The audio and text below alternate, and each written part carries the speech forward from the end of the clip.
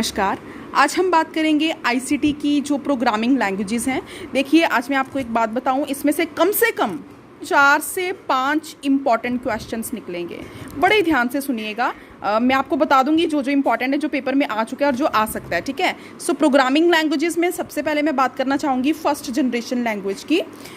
तो जो आपकी ये देखिए, ये है हमारी first generation language. First generation language वो लैंग्वेज है एक्चुअली जो आपके प्रोग्राम्स की इंस्ट्रक्शंस को मशीन कोड में कन्वर्ट करने का काम करता है। ज़ीरोज़, मशीन कोड क्या होता है, ज़ीरोज़ और वंस की फॉर्म में कन्वर्ट करता है। सो प्लीज़ इसमें ये लाइन जो है वो इंपॉर्टेंट है लर्न करने वाली, और ये याद रखिएगा कि मशीन कोड कौन सी कोड है, ज़ीरोज़ और वंस की फॉर्म में। ऑलराइट, देन हम बात करेंगे आपकी सेकेंड जनरेशन लैंग्वेज की। तो जो आपकी सेकेंड जनरेशन लैंग्वेज है ना स्टूडेंट्स, उसको आप असेंबली लैंग्वेज भी बोलते हो। ये भी अपने आप में इंपॉर्टेंट क्वेश्चन है। ये फर्स्ट इंपॉर्टेंट क्वेश्चन है कि जो आपकी सेकेंड जनरेशन लैंग्वेज है उसको और कौन से नाम से जाना जाता है, या ऐसे आ सकता है पेपर में, असेंबली लैंग्वेज कौन सी जनरेशन की लैंग्वेज है, तो आप याद रखें कि वो सेकेंड जनरेशन की लैंग्वेज है। ठीक है।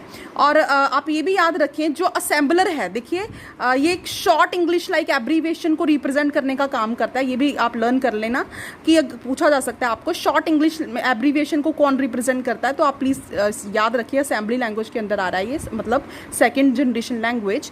देन आप एक लाइन जो बहुत इंपॉर्टेंट है, मैंने इसको यहाँ पे लास्ट में लिखा है, ये देखिए मैंने इसको ब्रैकेट में कर दिया।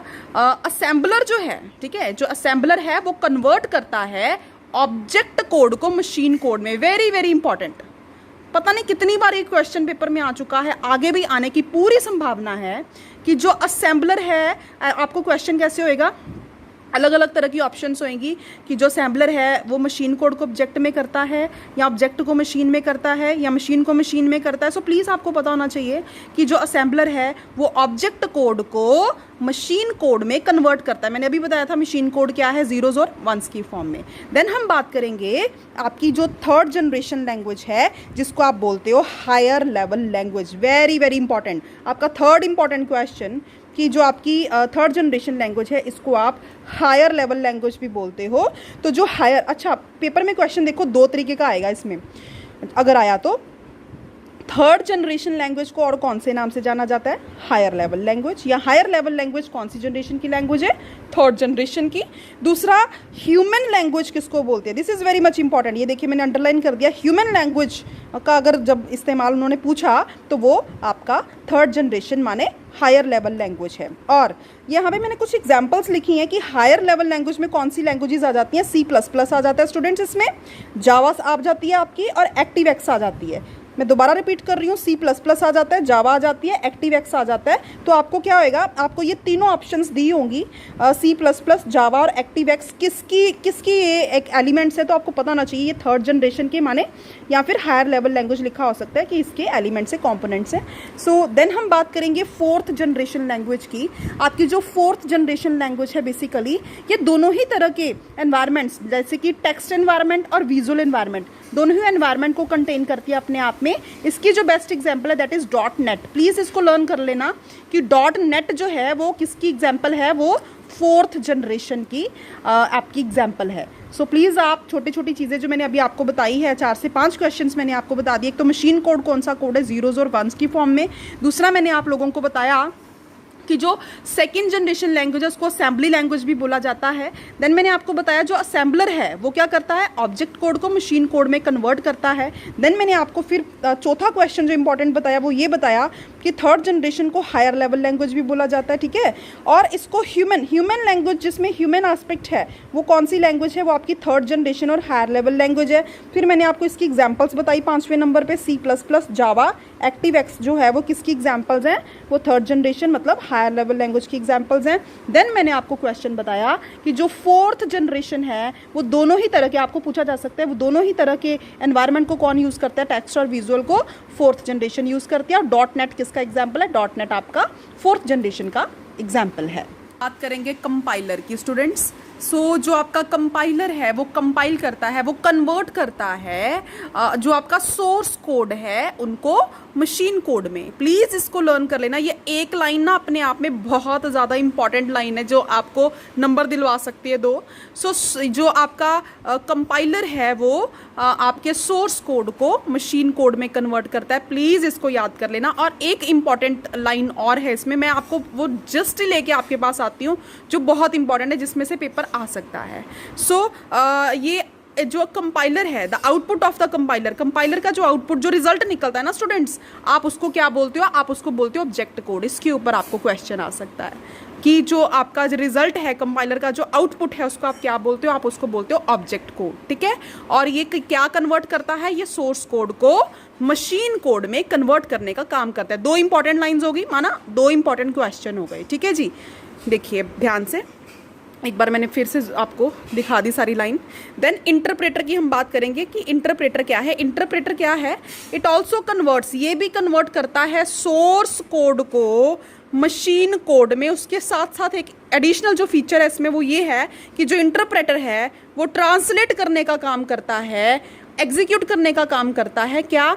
हर लाइन को, प्रोग्राम की हर लाइन को ट्रांसलेट करने का काम करता है, लेकिन एक लाइन, एक टाइम पे एक ही लाइन को ये ट्रांसलेट करता है। सो काम इसका सेम है, कन्वर्ट करने का। क्या कन्वर्ट करने का? सोर्स कोड को मशीन कोड में।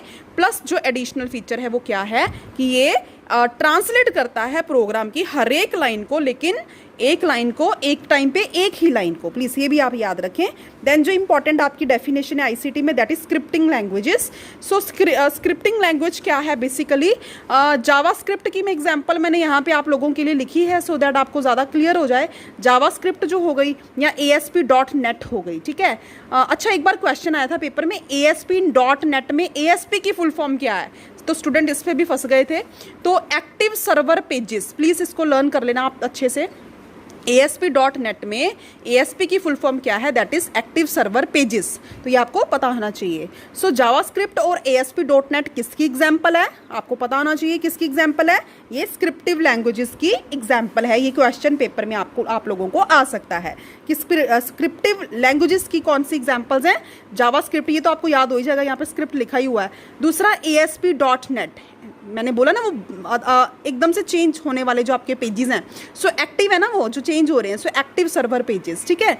सो नेक्स्ट है ये जो लैंग्वेजेस है, these languages are used where the web pages are rapidly changing. This is important. अच्छा, अभी मैंने बोली नहीं थी, अभी बोली है। सो स्क्रिप्टिव लैंग्वेजेस में क्या है एक्चुअली, ये वहाँ पे यूज़ होती है बच्चा जहाँ पे जो आपके वेब पेजेस है ना, जो आपने पेजेस बनाए हुए हैं वो फटाफट से चेंज हो रहे हैं। जैसे फॉर एग्जांपल स्कोर जो अपडेट होते हैं, आपके मैच चल रहा है उसके स्कोर फटाफट से अपडेट हो रहे हैं, तो वो एक तरीके की उसमें आपकी जो स्क्रिप्टिव लैंग्वेजेस है उसका इस्तेमाल होता है उसमें। टेम्परेचर जो आपका बदलता है बार बार, वो भी आपका मतलब चेंज होने वाली आपकी जो वेबसाइट है जहाँ पे टेम्परेचर बदल के आता है और जो आपके स्कोर अपडेट हो के आते हैं, वो आपके स्क्रिप्टिव पेजेस, स्क्रिप्टिव लैंग्वेजेस वहाँ पे यूज़ होती हैं। अच्छा, एक वेरी इंपॉर्टेंट आपका डेफिनेशन है IP एड्रेस। पहले तो इसकी फुल फॉर्म क्या है IP की? Internet protocol address. ठीक है। IP एड्रेस माने इंटरनेट प्रोटोकॉल एड्रेस। अच्छा, स्टूडेंट्स को ये नहीं पता होता, पेपर में क्वेश्चन आ चुका है इसके ऊपर, जो आपका ये IP एड्रेस है कौन सा एड्रेस है? ये वर्चुअल एड्रेस है। इसके ऊपर भी क्वेश्चन आया हुआ है। IP की फुल फॉर्म आपको पता लग गई, इंटरनेट प्रोटोकॉल। और ये कौन सा एड्रेस है? ये वर्चुअल एड्रेस है। ये देखिए वर्चुअल एड्रेस है, किसी वेबसाइट के ऊपर पहुंचने का एक तरीके का एड्रेस है, ये वर्चुअल एड्रेस है। और हाँ जी, दूसरा जो क्वेश्चन आया हुआ है यूनिक एड्रेस है, स्पेसिफिक यूनिक एड्रेस है। और इसके कितने पार्ट्स हैं? इसके 4 पार्ट्स हैं, 4 न्यूमेरिक पार्ट्स हैं। ये भी याद रखना, न्यूमेरिकल फॉर्म में होते हैं। यूनिक एड्रेस है, वर्चुअल एड्रेस है जिसके 4 पार्ट्स हैं। चारों पार्ट्स किस में हैं? न्यूमेरिक फॉर्म में है, मैथ्स की फॉर्म में है। अच्छा, एक बड़ी इंपॉर्टेंट चीज़ बताने जा रही हूँ। देखो इसमें इतने क्वेश्चन इंपॉर्टेंट निकले हैं ना स्टूडेंट्स, ये 0 से लेकर 255 के बीच में होती है। This is important. अच्छा, पेपर में क्वेश्चन मेरे टाइम पे कौन सा आया था मैं बताती हूँ आपको।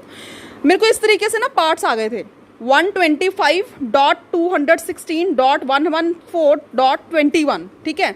ऐसे मैंने बोला ना यहाँ पे चार हिस्सों में बटा होता है ये। तो ये देखो 4 उन्होंने मेरे को अलग अलग तरीके के डिजिट्स पकड़ा दिए, 125, 216, 114, 21। ठीक है। उसमें से एक एग्जाम्पल थी 125, 216, 114, 258। फिर उन्होंने पूछा था इनमें से करेक्ट IP एड्रेस कौन सा है।